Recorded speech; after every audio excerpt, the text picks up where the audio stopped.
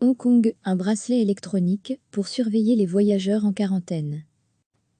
Une deuxième vague de contamination. Voilà ce que craignent aujourd'hui les autorités de Hong Kong.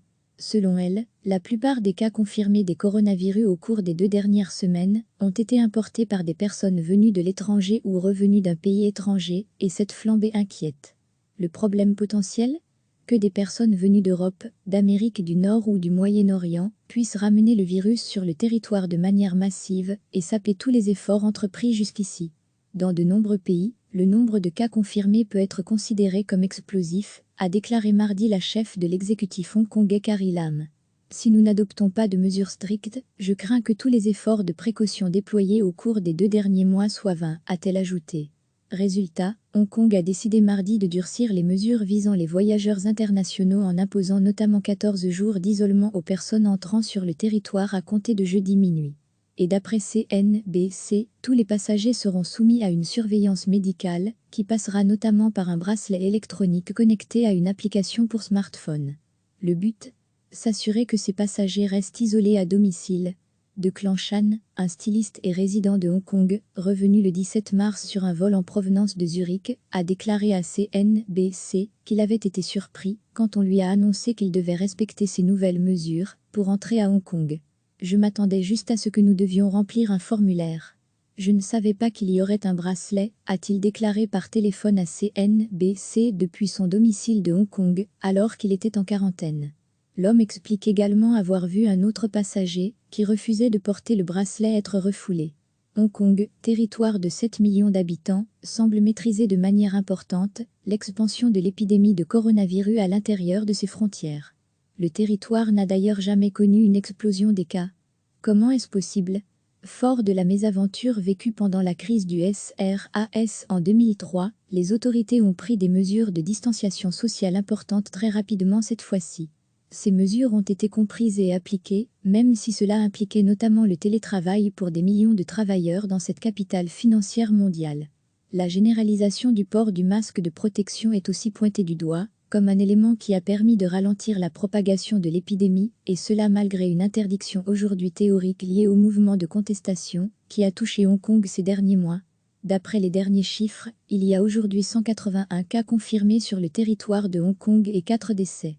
C'est peu comparativement à d'autres pays, surtout si on tient compte du fait que le territoire de Hong Kong a une frontière terrestre et des liens politiques et économiques très étroits avec la Chine continentale. Hong Kong est aussi un des territoires les plus densément peuplés au monde, avec plus de 6350 habitants par kilomètre carré. Le quartier de Mong Kok, à Kowloon, est d'ailleurs celui qui est réputé pour avoir la densité de population la plus importante au monde, 130 000 habitants par kilomètre carré. Record absolu. À Taïwan, territoire de plus de 23 millions d'habitants, la crise semble aussi sous contrôle. Il y avait encore récemment moins d'une centaine de cas.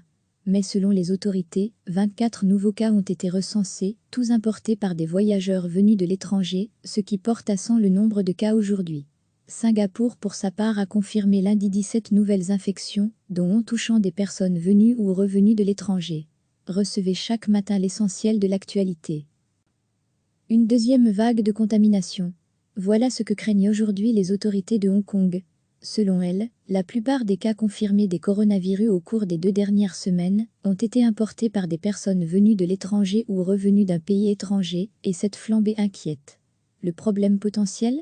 Que des personnes venues d'Europe, d'Amérique du Nord ou du Moyen-Orient puissent ramener le virus sur le territoire de manière massive et saper tous les efforts entrepris jusqu'ici. Dans de nombreux pays, le nombre de cas confirmés peut être considéré comme explosif, a déclaré mardi la chef de l'exécutif hongkongais Carrie Lam. Si nous n'adoptons pas de mesures strictes, je crains que tous les efforts de précaution déployés au cours des 2 derniers mois soient vains, a-t-elle ajouté. Résultat, Hong Kong a décidé mardi de durcir les mesures visant les voyageurs internationaux en imposant notamment 14 jours d'isolement aux personnes entrant sur le territoire à compter de jeudi minuit.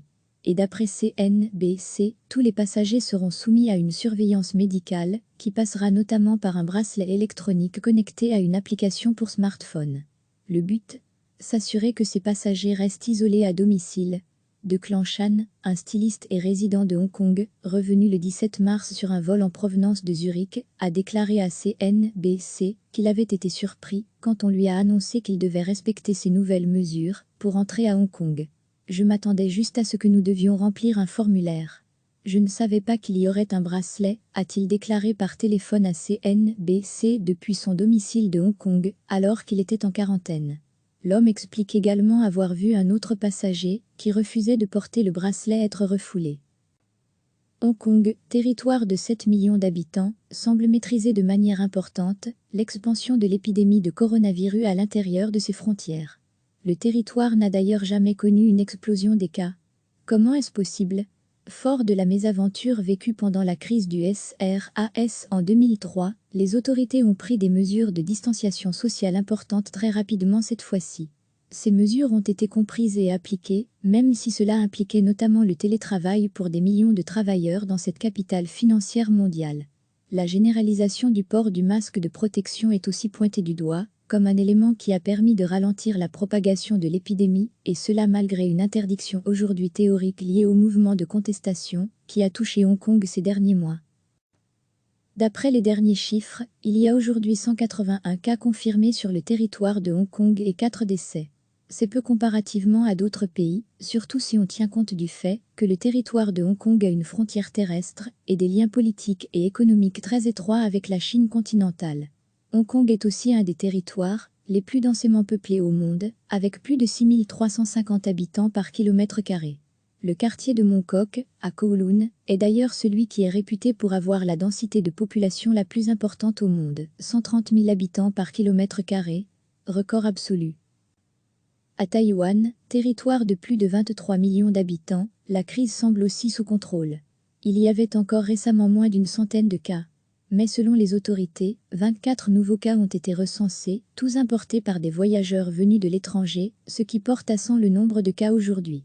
Singapour pour sa part a confirmé lundi 17 nouvelles infections, dont 11 touchant des personnes venues ou revenues de l'étranger. Cliquez sur s'abonner pour recevoir les dernières nouvelles.